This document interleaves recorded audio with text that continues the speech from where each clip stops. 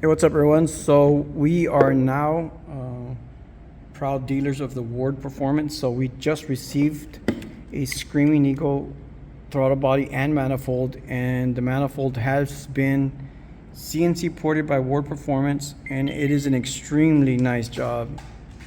Really good details.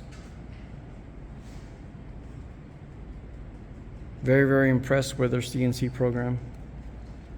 So of course, in the package we got the seals and the O-rings for the injectors, a decal, some information, instructions from Harley Davidson, and it was very, very, very well packaged. So no issues, nice thick box, no issues of damage from shipping. But as of now, of the making of this video, they do have these in stock. I know some of them, some areas are back order, but guys, if you guys have any questions regarding this, go ahead and give Ward Performance a call. This is going on a 107 build we're working on, so I'm going to go ahead and start working on that project, and make sure you guys stay tuned, so see what that 107 does. It's going to have a Star Racing 3030 cam, so we'll keep everybody updated.